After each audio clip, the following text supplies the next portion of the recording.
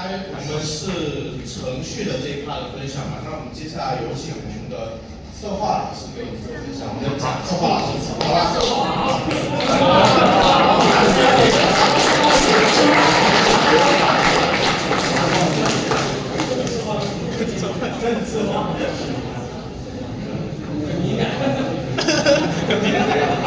压力最大的。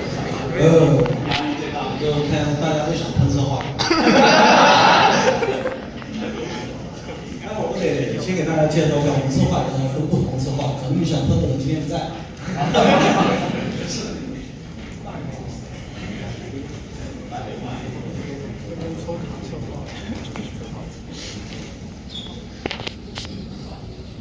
大家好，我先自我介绍一下，我是接策划。大家不知道有没有看过2.0的前瞻？有。看过应该对我应该不太陌生。我主要是负责部落这边的明朝的一个关卡策划的一个部门负责的一些东西。所以说待会儿我可能会讲到是关于很多关卡策划的。然后刚才我说了，你们要喷的那个什么抽考的概率啊，或者这些保底机制也好啊，那是我们的数字策划。关卡策划跟这个没有太大关系。然后我可以介绍一下，就是我们这边的一个策划的一个职能嘛，就是因为大家其实想知道，除了关卡策划之外，还有什么策划？就我们这边的话会有战斗策划，大家就很熟悉，就是角色的，关于你看进行一些产品，这些都他们来进行研发。然后还有什么策划？就是文案策划。那你看到那剧情，那包括我们之前出的那些名次的一些东西，其实都是可能跟文案策划有些关系的啊。然后就是还有什么策划？还有系统策划。系统策划可能就是关于一些界面的，然后还有一些活动玩法，他们可能会接触一些。然后还有什么策划？还有任务策划，对，任务策划。然后任务策划的话会做一些关于主线的这些任务，还有一些支线。然后我今天主要要讲的就是关卡策划。然后关卡策划主要干什么？那我们就接着说啊。然后第一个我主要讲第一个关卡策划干什么？其实就让大家先明白，就是具体什么才叫关卡策划。其实我们的关卡策划这边的话，它是负责的比较底层的一些东西。其实大家见到的一些最基础的体验，在大师里面好的啦，或者说什么一些流程上的一些东西，跟关卡策划的关系很大。然后我们主要做2件事情啊。第一个事情就是构建故事舞台，然后第二个事情呢是创造有趣的交互，让令玩家更加沉浸啊。构建故事的舞台其实就是产品结构的设计啊。这个后面我会发出很多一些视频让大家看一下，就是说场景设计是怎么一步一步来的，然后这个可以帮助大家理解说关卡策划这个岗位具体是干嘛。然后还有一些关卡交互设计啊，交互设计主要指哪些？比如你们平时玩到一些交互物机关，包括你开个宝箱，那个宝箱都是关卡策划来这边来负责啊。它长什么样，打开之后有什么特效啊这些。但是宝箱里面出多少新生就不是我们负责啊。对，然后给大家看一下，不知道大家有没有一个印象，就是能知道这个场景是干嘛的？就是大家有玩过纪元的班级任务？跳过好啊！对，我可以给大家看一下，就是让大家再回忆一下这个成品的一个情况啊，就是这段其实是关卡策划当时的一个想法，就是我们想要这个场景进行一个道路，然后你在边走的时候，你边通过这个效果把它拽过来到，因为其实纪元的剧情里面，在 IP 设定里面，它有一个叫颠倒的那个，因为之前大家对它的那个有一些误解嘛，1.0的时候啊，后面其实有对讲哥斯林的那些时候其实会改啊。对，然后其实关卡策划我们要做的是什么呢？其实大家看这个视频中间我们要做的那个从那个桥的设计，从那个桥的设计，然后到它那个编转，最后回到这个民中这个地方，民中广场这个地方，其实都是需要我们去通过白模或者说我们的一些自制流程去告诉场景美术我们要做什么，然后包括中间这个它旋转的这个过程，其实我们也是通过 UE 的一些工具自己来完成的。所以说，其实大家要做关卡策划的话，对那个 UE 或者 Unity 它自己本身的一些工具要很熟悉。比如说这个地方我们用到一个 Leo Sequence 的一个办法，就是其实还有用蓝图做那个镜头旋转也 OK。如果大家对 UE 足够了解的话，所以说，其实我们要通过我们这些白盒的情况，或者说一些我们自制的流程，去告诉我们下游。我们下游一般就是2D 美术，比如说我们要做什么对，我们要设计这样一个桥，中式的一个桥，然后有什么东西我们去找参考图，告诉他们去怎么搞。然后 3D 模型、光照应该怎么打，中间要不要下雨，什么天气，我们会告诉他们很详细啊。然后我们会负责验收。对，如果他做的跟我们最开始的设计不一样，我们协会会让他打回去怎么做啊？OK， 然后我后面还会再举几个实例，然后这个不知道大家有没有印象啊？有。对，也是春的半斤肉。其实这个东西我主要说一下，就是我们的一个玩法，就是大家看到这个，我不知道大家有没有玩过一个游戏叫扑克，就是独立游戏啊，扑克那个就是一个球的。就是一个小虫子包一个球，然后它会显你周围的道路什么的。它这个其实灵感来源于那个游戏啊。所以说，其实对于 Vegas 策划来说的话，其实我们玩的游戏越多，特别是那种视觉效果比较多的这个游戏，对我们的设计帮助越大。然后我们这个地方的玩法主要是就是用这个花的种子来显影一些道路啊。其实我们做这个效果也是花了很多时间的。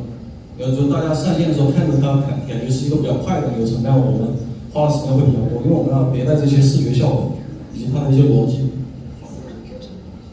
对，然后大家可以看一下，其实我们的一个白盒阶段，其实大家可能很粗糙，就是我们关卡策划要做到什么东西，我们要做什么样的一些功能去给下游进行展示啊。其实你们可以看到，这些全都是一些方块啊，就是关卡策划其实要做的事情就是搭很多方块，然后但是这些逻辑其实是由蓝图来实现。中间有一些就是可能我们在跑的时候还有一些 bug 啊，比如说春会突然变大什么，大家可以看。对，就是这个，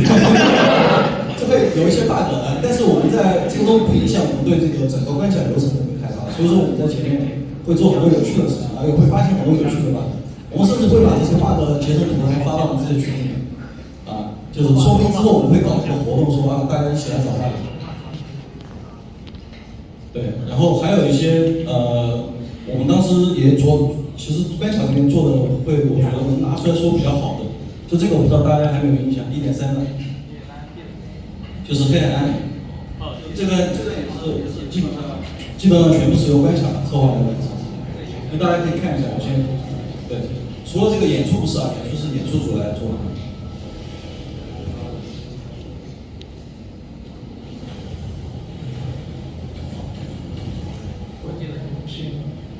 就还有印象吗？就这个其实大家能感受到，就他其实是在跑步，然后我们会用那个手按的传送门来做一些玩法。对，那这个本身我们的参考 idea 是来自于那个漫威之侠中间的一些那个传送门的如果大家有听说过这个游戏。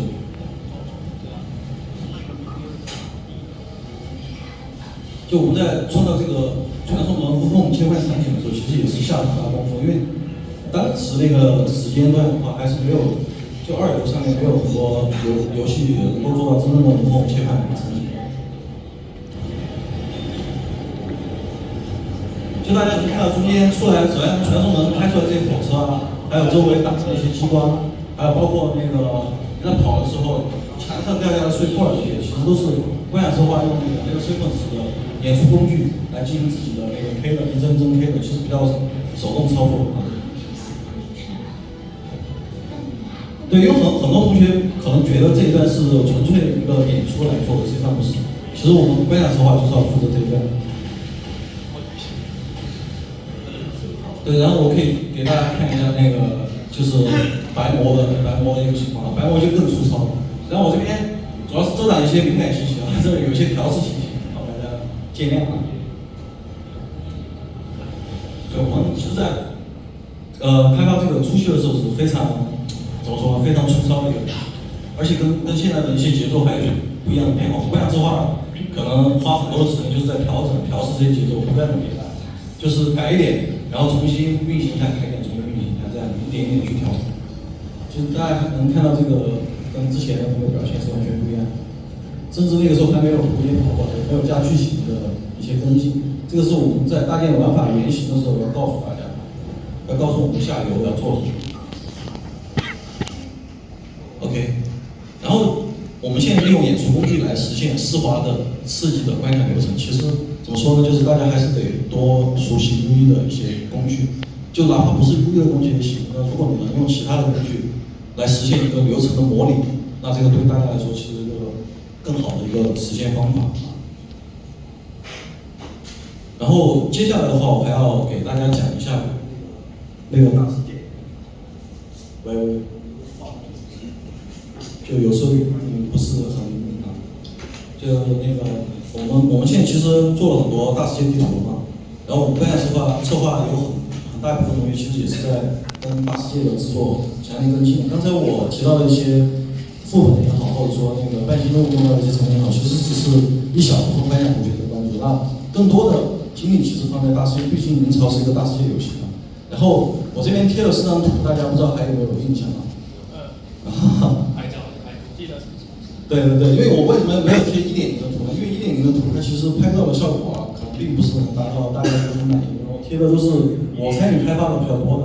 然后并且就是近期大家可能印象比较深刻的一些图，所以说给放出来。比如说我的第一个项目，我的一个版本是那个陈小山，大家还记得吧？这个龙头还是挺有标志性的一个东西。对，然后第二个版本是那个黑海岸，刚走到那个黑海岸下层的时候，看到一个那个数据洪流的一个柱子啊，这个场景。然后还有就是2.0的这个初见这个大家应该还是比较有印象，就从那个电梯上来，待会儿我会放这个视频让大家回忆一下。然后最新的就是这个对2.0就是颠倒塔的一个对，就一个场景。其实这都是我们观察跟大世界要做的东西。然后其实我要先讲一下，就是这个大世界的设计嘛，它的工程量是极其大的，就它的整个场景管线它都拖得会很长。一般情况下，我们开发一个场景要接近7、8个月的时间啊，就中途包括它的一些编辑玩法，还有模型生产。我们做观想策划，在大世界里面需要给出地图的尺寸、地形的结构，就你还是要搭一些地形，然后还有主要道路的标注，就是大家所谓的动线，还有兴趣点兴趣点的话，这个我们那边说法叫 POI， 就是 Point of Interest， 然后就是它中间也是分级的，它可能会分初级的、大型的、小型的，这些都会有。然后我们会在规划的时候把所有的兴趣点规划出来，比如说像刚才说的陈肖山的那个龙头就是一个兴趣点，还包括它中间的一些棉龙亭主线用到的。就是那个碎光出来的那个场景，它其实也是一个 POI， 所以在观想策划在规划这个大世界地图的时候，需要考虑到设计这些东西。然后第二个就是提出主导核心玩法的设计。那这个核心玩法具体怎么呢？我还是来举一些例子，大家可能最熟悉的，就比如说1.1陈肖山的时候，大家还记得那个时间回溯吧，回流，就是你通过拖那个速流仪的一个下面一个条。可以让那个时间进行一些改变啊，这个跟那个双磁性那个特别接近的，但是它就是作为一个版本的主题玩法来做这个设计。第二个就是刚才大家看到那个泰迪斯传送门，那这个也是参考那个传送门那个比较有名的游戏。然后还有就是大家知道吧，因为2.0之后主开的就是一个翱翔功能，那它具体跟地图怎么配合的，到时候我会跟大家详细聊。但是这个翱翔这个概念需要从观想设计这边来提出说，我这个地图它的结构很适合这个翱翔，所以说我们需要开发翱翔这样一个核心玩法来适配我们的地图，来达到一个全新的跑图体啊。然后还有最新的2.0的中明颠倒也是一样，就是我们觉得这个空岛应该有什么样的特点，应该有什么样的特色，它怎么样才能让人家觉得很惊喜啊？所以说我们也会去提出并且主导这个核心玩法的落地。然后最重要的一点，其实是我们需要去通过影视图、白盒或者说自制模型去推动美术的发挥，主要是推动下一个美术的发挥。那美术分为哪些呢？就是2D 的，我们叫2D 原画，就它给你出这个场景它应该长什么样子它是一个原画设计师。然后还有3D 的同学又包括编辑的地图编辑或者说模型制作的，然后还有一些光照。就是最后你看到那些打的光什么低打效果，那些都是光照很高。然后观想策划其实比较重要一点，就是要设计这个初见域。什么叫初见域呢？就是说我第一次进到这个大世界这一块，我第一眼能看见什么样的场景，什么样的景色。那这个对于观想策划来说，也是每个版本重点设计。如果大家看到陈肖山你出去的时候，然后听到那个音乐，然后看到那个龙头，和你从那个2.0大世界那个洞直接出去之后，啪一下看到的那个景观，其实都是观想策划这边去推动美术来做，所以说他一定要很熟悉一些美术的东西，比如说构图啊这些东西，其实大家都是需要去了解。然后给大家放视频吧，边放的时候我边来说一下啊，还有一些印象的，应该这个版本比较久，音乐熟悉吗？对，因为音乐这个 BGM 啊，这个其实也是我们观想策划需要去强力跟进的东西，因为其实这个对于我们来说至关重要。人家大半部分时间在这个地图上跑，可能他不可能说完全没有声音没有音乐，我们需要一些优雅的曲子来做的。比如说《城阳山》，我们当时也是跟音频这边密切合作，然后才拿到这个背景音乐的红证啊。然后这有一棵这个树在1.2的时候被变形了，虽然我觉得变形前更好看，哈。然后这是那个棉龙体啊，就是碎光在主线任务里面出来的那个地方，它其实是会有视频的一个功能，所以说把整个水源全定在这个空间之中，它其实也是比较壮观。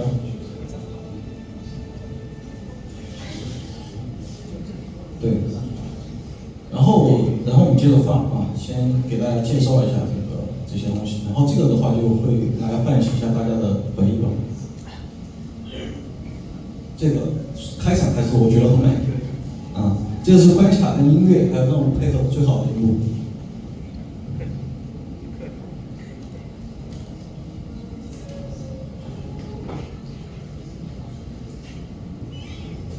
然后这首歌的话，本来它是一个国外歌手写的，然后我们买了他的版权。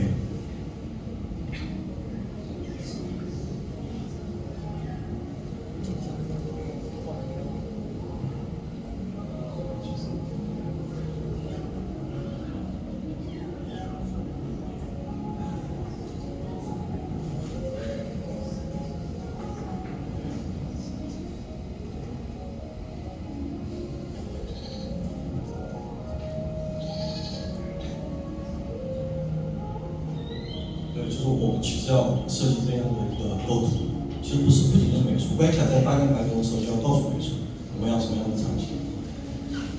包括这一幕啊，这一幕其实大家可能会觉得特别像那个胡斯内利亚，对吧？有没有这种感觉？啊，就是其实当时也有一定的参考啊。如果大家玩老头环、玩本包，会感觉整个2.0的那个风格跟那个老头环比较接近，也确实是我们这帮子策划对那个老头环的喜爱度还是比较高啊。黄金树啊，虽然说它在游戏里面不叫黄金树啊，但是看起来是黄金树。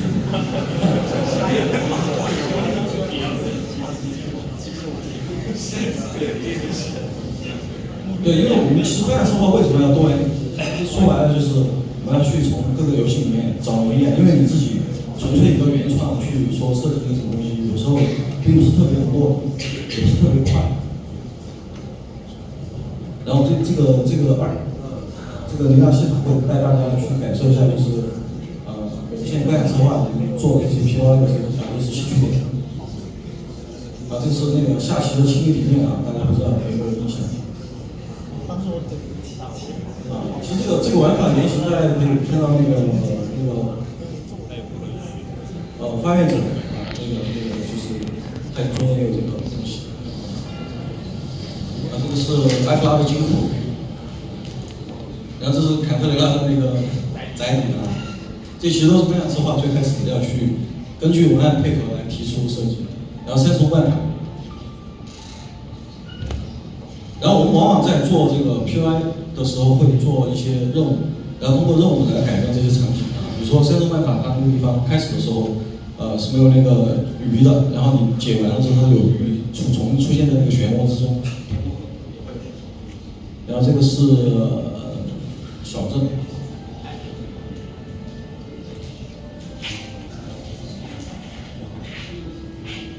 然后大家对那个浮风水岸的背景音乐熟不熟悉？这个也是我们当时花了很多时间去搞的，就当时选了很多首音乐，都觉得不是很匹配啊。其中有一个同学，冰冰同学做的那个，就浮风水岸那个非常舒服，然后就选了。就我们其实在做这个跑图体验的时候，对音乐的关注也是比较高的。还有这个最新的RV60。这是我先把这个重力调到45度那个情况下，不90度的情况下去录的视频。这个过程的话会比较悬疑一点。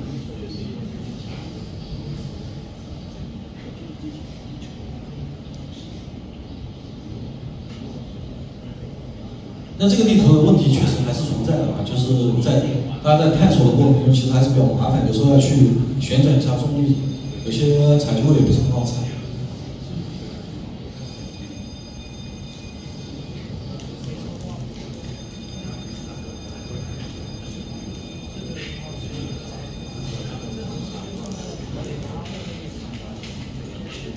然后我们在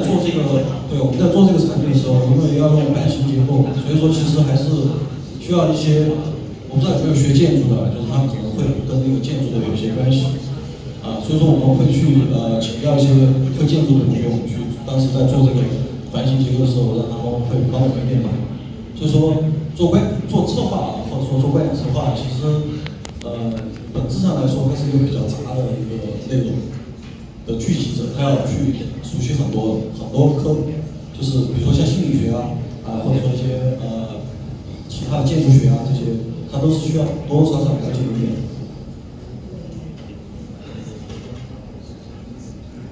对，然后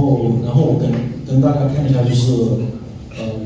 这些当时我们做出来的一个历程吧，就是大家可以看到陈家山早期的地图排模，就这个图，左边这个图。就它其实还是由方块来形成的，然后并且我会明显的感觉到陈家山之前其实并不是一个雪山，它不是个雪，在设计之初的时候直到有一天我站在这儿我看这个场景，我觉得感觉跟之前一点长得特别像然后我就不知道按了一个什么键，然后变成下面这个样子其实这个是按了一个 F4，就是那个细节光照模式然后它看起来像一个白膜去掉所有的那个场景物件材质，那这个感觉让我们想到说，这个地方其实做成白雪皑皑的那种雪山，可能效果会更好。然后自从这个时候，我们其实就去推动了这个陈家山雪景的一个概念，同时让IP 这些配合我们把那个红镇打造成那个雪山中的那种休闲山庄大家可以进去泡温泉，大家会发现那温泉其实还可以回雪。其实都是到那个时候做的一些设计，然后所以说我们有时候在做一些产品的时候，并不是说一开始就想到了比较完美的方案，有些时候是我们观想策划同学和各个部门逐步沟通过程中会出现一些巧思。然后这个是2.0的初期的一个顶视图，就大家可以看到，就这个顶视图，其实我们是要求同学画顶视图的时候能够标记，就是它中间一些海拔的一个形成的。比如说我的颜色越亮，它海拔越高；颜色越暗，它海拔越低。其实我们会有这个要求。就是大家看到，其实现在的整个尼纳西塔的场景跟这个顶视图已经有些许区别，不是完全一模一样的。然后这个是我们做的第一版初卷 review， 然后大家可以看到，就是说比较简陋其实啥也没体验到，但是我们当时确实是找了很多参考。然后说我们就要搭成这个样子，让美术根据这个2D 美术根据这个来做一个原画，才会有刚才大家看到那个第一批。对，然后这个是我们的风水派早期的白模其实我们会用一些方块或者说一些几何体来搭的比较细，就主要是勾勒出这些路线，比如说一 golden pass 这些我们会去主路我们会去勾勒出来，然后我们中间要翱翔的一些穿越的一些洞，我们会标记出来。因为这个在设计这个图的时候，我们其实核心玩法也是已经确定。然后这个就是RV60的初期的一些设计这个我们会看到我们的顶视图大概是长这样，然后中间会标注一些玩法点。然后这个是我们出的第一个算是比较能够交给美术的一个白模这是更早期的，就是全是白模块但是这个东西很好的帮我们构建出说我们也想要一个环形的一个空岛结构让美术和那个就是就是灯光，他们知道我们这个地方是要怎么处理。然后再说到这个阿维纽尼的玩法，其实大家知道说，不知道大家有没有这个印象啊？就是中间有个雕像，我们可以去一下拍下去，然后把那个剑插到这个场景里面，这个场景就会移动。不知道有没有这些？如果玩过2.2，应该有印象，主线里面就会玩到。对，然后这个其实在我们初期的这个玩法开发里面也是非常简陋的啊，但是这个确实要告诉大家，我们需要做场景的地块的移动，所以说大家看这个区别是非常大的，甚至开始都没有那个雕像，但是我们的第一版的白模其实就不简单。OK。然后的话，接下来我还是要讲一下，就是关于那个，如果说有同学，来这边到明朝来做关卡，他的一个成长之路是怎么样？就是他刚来要做什么，最后要做到什么样？其实都是有一个，就是我这边总结出来的一些阶段吧。就第一个，当关卡萌新的时候，刚来的时候，如果大家平时在校园里面没有进行过关卡的一些试题啊，或者说一些练习的话，他来的话，他可能需要去熟悉我们的游戏，就有可能甚至有些同学可能对游戏了解也不够深刻，可能现在那个等级也不够高啊，没有多少时间啊，或者是后面在入坑的，前面没有玩的，他都要对我们的游戏有一定了解，全面的了解，包括我们前面做的比较差的一些版本，可能也是需要了解一下。然后的话，会做一些简单的一些投放工作啊，比如说我们在完成陈校山版本中间有一个交互机关叫速流仪，那可能这个同学就负责这样一个速流仪的制作，或者说我们去投放陈校山的一些野生动物，比如说你们在陈校山遇到的那些什么红鳞怪啊，中间有一个老虎啊，太空虎，或者说一些那些小鸡、火鸡，叮咚咚，大家有记得吗？就是那些怪啊，就是在座同学会负责这些怪物，然后关卡同学会进行一些投放，可能这是关卡萌新要做的事情。然后经过一段时间之后，然后如果大家到了这个高级关卡设计师的话，他会在组长的指导下完成一个相对来说比较完整的流程。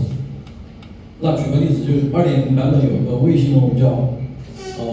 风归高天之手啊，大家不知道还有没有印象？就是到刚才那个风暴那个岛屿去爬上去打那个古龙这样一个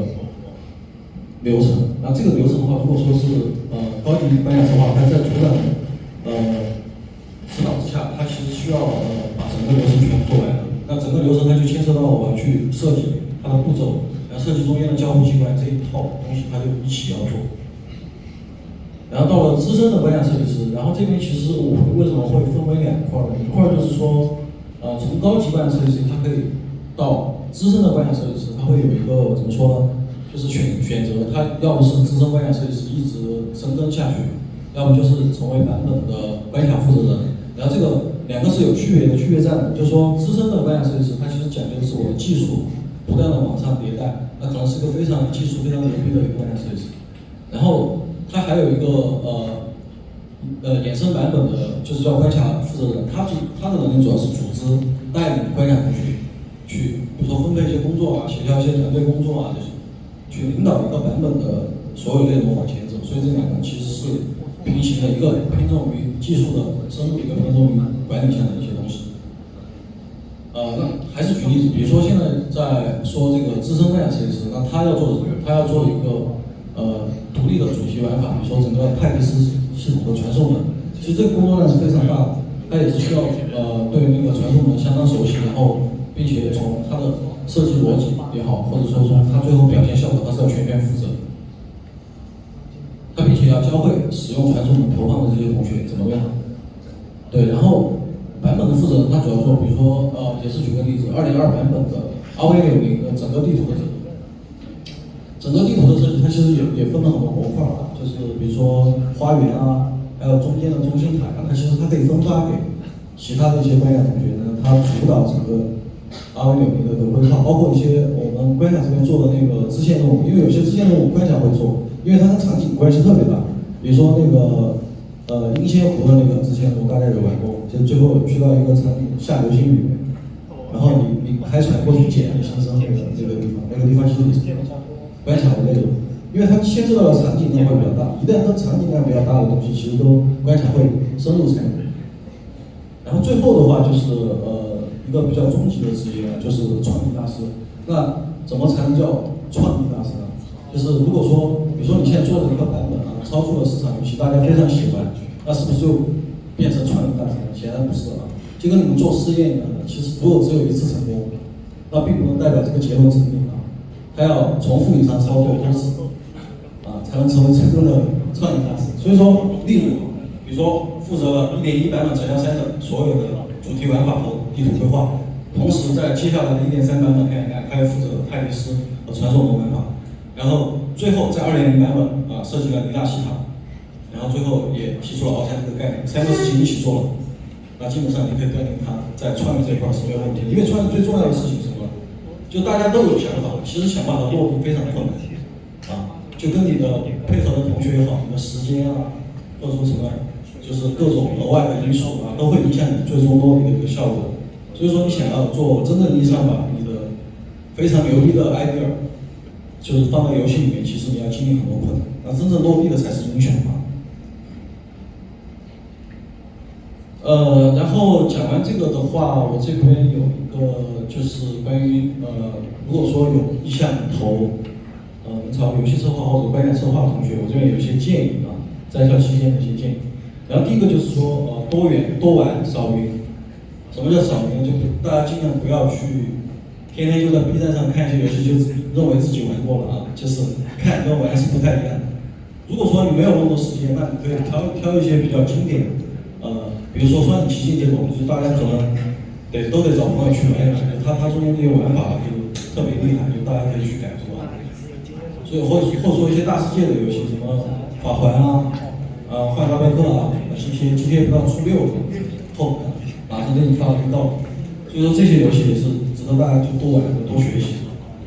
然后这个做法的主要好处就是加强自己对游戏的一些累积，因为其实有时候我们是需要大家快速反应，提出一些 idea， 就他不可能说我们这个开发周期不会像GTA 5到GTA 6这么长就我们玩家也等不了这么久，所以说大家要快速反应，然后同时也培养自己的一些审美。就你如果说好的游戏玩得多，你自己的审美会被逐渐构建起就有些游戏，如果说你花了很多时间，但是跟你最后想要找的工作关系无关，那可能其实就会有一些折扣。比如说你们大家是英雄联盟的爱好者，或者说是那个DOTA 的爱好者，那可能花了几千个小时在这个游戏上面。那如果之后要做这样的一个 RPG 大世界游戏，那可能会相对来说之前的时间有点浪费就是你得花一些时间去玩一些就是适合你自己品味的。但是如果你要去到一些MOBA项目，或者说一些那个就是体积的 PVP 的项目，那可能是有用。然后第二个就是说，我们多看游戏设计相关的书籍和视频有理论才有方向。其实因为你们在那个如果之后有幸进到各种游戏公司，然后去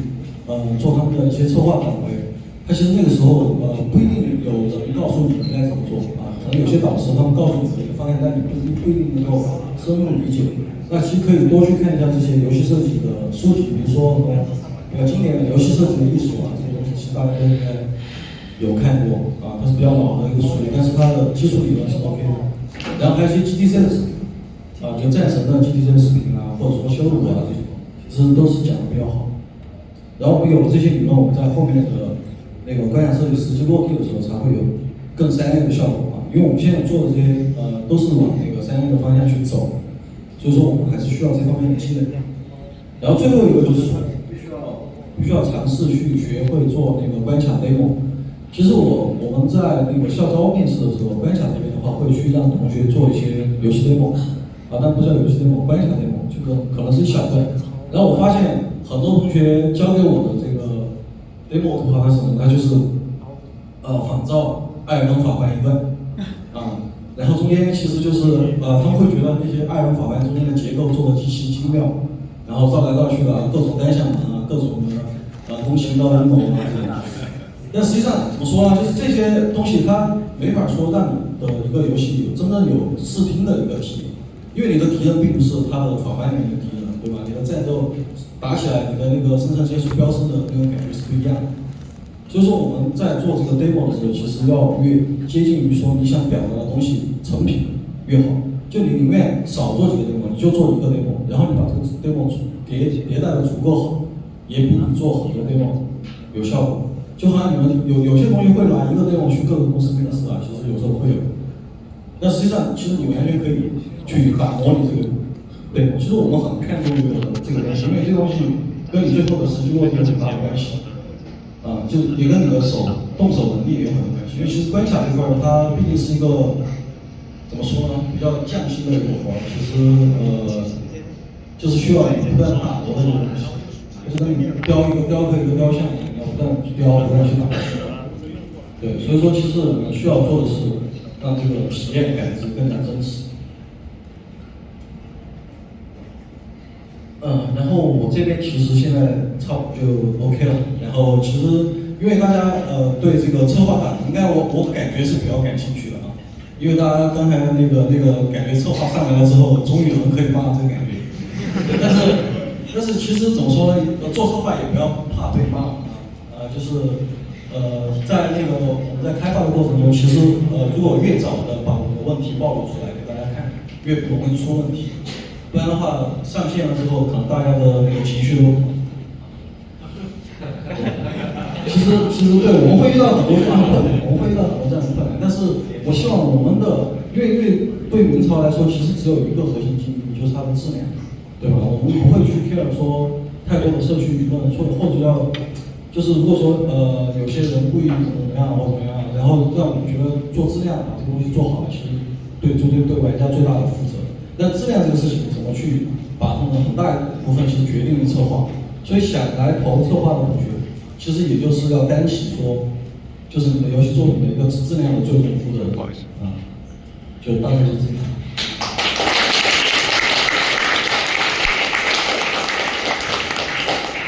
然后有问题想要提问的同学，策划这么多，让我们的这老师来选一位吧。来吧，做旁边。就是我看到这个策划是这样一步步经过这个策划新萌新，然后一步变成支撑嘛。我想问一下，就是来校招嘛，基本上就是我问一下这个公司有什么培养的，就是大概这个策划。这个公司的培养主要是会教你怎么去做设计，就是教你工具的使用和设计理论都会教。因为你进来之后会有 mentor， 会有导师，然后你没事就会跟他一起聊天，他会教你很多东西。就是不是这个专业，不是计算机这种。没有问题。做策划其实没有对计算机有强烈要求。只要有出于热爱这种。什么？只要有耐心学下去，出于热爱。对啊，比如说刚才你看我们搭建那些 demo， 你如果不会计算机的东西，但是你会 UI， 你就一个工具去学一下也会来的 ，UI 非常简单。你能搓一些 demo 啊，对吧？那就是 OK 了。对，就是我们在工作过程中其实不会让你像刚才说去写代码，去做那个什么。甚至连脚本都用的很少，但是他有自己专门编辑，他会去使用编辑的会比较多。OK。我们因为时间关系，我们再选3位。你选。刚才拿了奖品的这位，花园的。OK。就是我想问一下，就是我们就拿明朝来说吧，就是明朝作为一款那个大世界游戏嘛，它的那个大世界的体验是至关重要的。然后呢，就是我实际玩下来的话，就是从1.0到2.0。就是我个人感觉它是有一个很大的进步，包括是从那个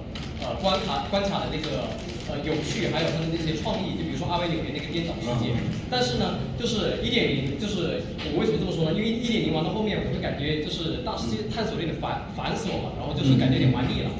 但是到2.0呢，就是你们这些创意，就是让我眼前一新。但是在可预见的未来呢，我又感觉就是如果说你们找不出活了。对，怎么继续去创新，然后让我们就是不再去就是继续这样陷入一个那种感到枯燥的这种循环里面。其实对，因为其实1.0那个其实大家都是有深刻认识嘛，然后中间其实它的那个探索的好玩法就是有问题，所以说才会让我们在那个2.0去大力迭代这些东西。那迭代的方向和目标很简单，就是我们需要让这些所有的策划，还有真的把他的脑子用起来，懂吗？就是有时候如果说这个策划凭直思考做出来，就是可能跟1.0的那种差不多。然后我们现在要说越过这个高山呢，其实办法还是有，就是多去看一下，就是大家比较牛逼的创意。它因为创意很多，有很多其实不是浮于水面的，就很多游戏，比如说特别有创意的游戏，你不一定都玩过，可能有些毒油啊，有些那些隐藏的很深的游戏，他们有一些很创意的，我们是不是可以把它融进我们的游戏？这也是一种方法，但是它一定会让你感觉到全然耳目一新，因为就是比如说我们现在2.0看到有翱翔的，那可能很多人会担心说我做不出来，3.0做不出来就比翱翔更牛逼的东西那其实不一定，其实我觉得这个事情大家可以敬请期待，肯定有更牛逼的东西谢谢。那位拿着手机在录像的来吗？你好。刚刚录了长时间。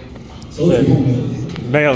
主要是有朋友很感兴趣，所以我连同帮他录了，他今天没有时间。对，我也是就是一直玩明朝一直到现在的，然后也是有像刚才同学说感觉到现在这个版本是比以前要进步很多，对，特别是从地图上，然后我也想问一些和地图有关的事情，就以前的话确实是感觉那个色调比较暗色嘛。然后 BGM 可能也比较的单一，然后它会玩起来比较枯燥一些。然后现在就感觉在音乐上面进步很多，而且整个场景呢，感觉每一块地方都做得很精致。但是我和我朋友也有讨论一些优点，也有讨论一些感觉有点奇怪的地方。就是我感觉说，林纳西塔这个地方每个地方都很好看，但是好像都挺割裂的，就是好像是每个人单独做了一个很精致、很漂亮的一个地方，然后组合到了一起，就是我感觉我没办法就是表达，如果别人问我说林纳西塔这个地方有什么样的特征，地图上有什么样一个特征，我没有办法做出一个很统一的一个形容，对，我只能说告诉他这里有哪些场景，然后每一个来介绍，但是我没办法介绍说这整一个地方有什么样一个特点。对，其实就跟你说的一样，反正就是说确实也是几个人坐在拼在一起就是因为我们要把林纳西塔这个面积很大嘛，每个人都要去负责一块 PI， 比如说有人做黄金树的那个。有人做3张关卡，那他们可能在交流的过程中不一定是非常顺，所以说导致整个那个你们会感觉可能会有一些地方割裂，对。但因为我们都是用翱翔串起来，其实就是可能比你普通说用腿来跑图会感觉会好一些，只是说你细下来想确实是这么回事儿。所以这个问题其实我们也意识到了，然后我们在后续的3.0的开发，或者说后面还有一些2.x的版本，我们会解决这些问题。其实往往你看我们小版本的主题会更明确一些，是对吧？就是比如说你去黑海岸好，它的整体性更高一些。对，那反而是很大的那种大地图分很多地块。比如说我们尼纳西塔大概是有接近3K 乘3K 的一个大小，那可能就在整体统一度上面可能会，就是因为我们当时也走的比较奇幻的路线，所以说很能结合。但如果我们有一个明确的主题，如果之后比如说某个大地图它虽然更大，那可能什么4K 乘4K 吧，那它如果有一个主题，它就不会太割裂。就我们这个主题可能也不是说特别明显了解。其实你玩主题你会发现，最终的一个主题其实就是什么，跟那个什么教会什么之间一些纠葛，然后有一场狂欢盛宴，对吧？差不多就这个感觉。那我们就是说，那我很好奇，就是说我们策划这边，然后我们是怎么想到说要做一个怎么样的地图呢？就是这个工作流程一个思路是流程是怎么样子呢？这个思路其实就是大家一个老道的结果，因为那个每次开这个班会，我们有个 brainstorm， 就是大家会老道文案、关卡、任务，还有一些程序美术大家会坐在一起说我想要什么，我想要什么，举手就跟现在一样举手发言。你想要什么？然后大家把这些东西列出来，然后其实经过一些我们还有那个用研的一些数据，然后结合起来，让大家一起来选。其实当然是会有一些冲突就是说我想这个，他想那个，然后达不成一致，但是磨两下，大家还是会最后觉得这个还好。就是它这个是一个过程，就是做策划，它是一个创意活，它创意一定会遇到说一些大家的，有些反对的意见肯定会有，但是就是怎么把它融合在一起。就像说，其实这个过程确实很难，但是它要经历。了解了，好，谢谢您。好 ，OK， 行，那最后再举一位，刚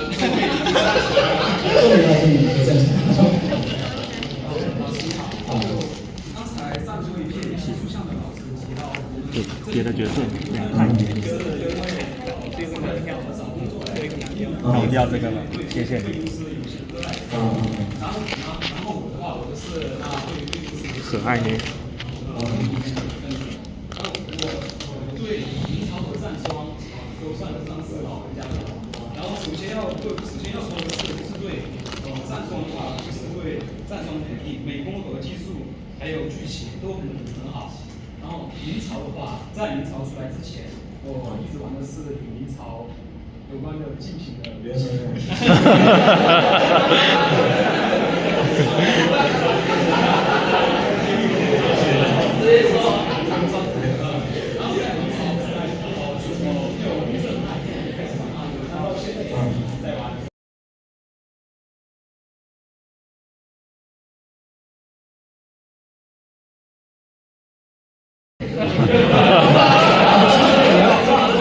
我要说的是，我们在做这个游戏的过程，其实并没有说一定去跟竞品进行比较，因为其实比较的话是比不出什么好东西来的。其实我们比较坚持我们自己能做什么，我们什么擅长什么，对。那只是我个人的看法。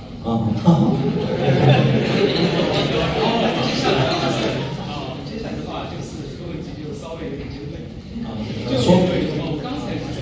要就是提问就主要是技术和那个工作项目问题，然后我的话就是因为热爱，所以来提这个问题。就比如最近的那个周年庆前一场风波问题。好，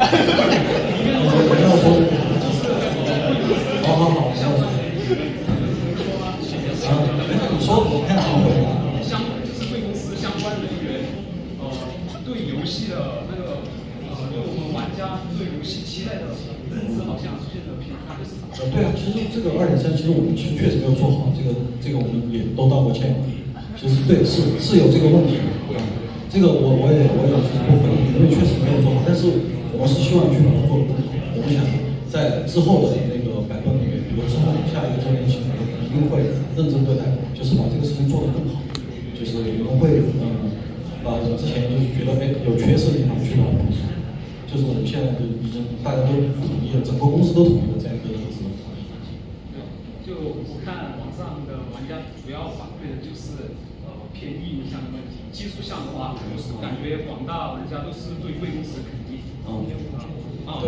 其实我们运营确实也意识到了有问题嘛，其实都是在，就所以说我们也是在一次错误成长，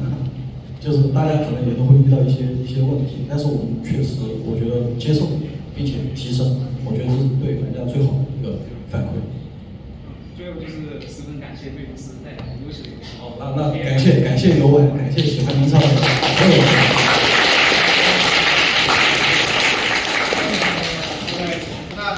因为 Q&A 的环节已经结束了嘛，然后我们来抽取我们的2等奖。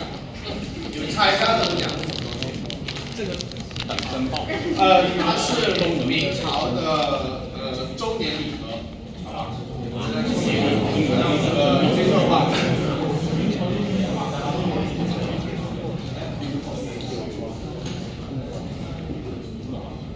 68吗？这么大68，好，恭喜这位同学，上来。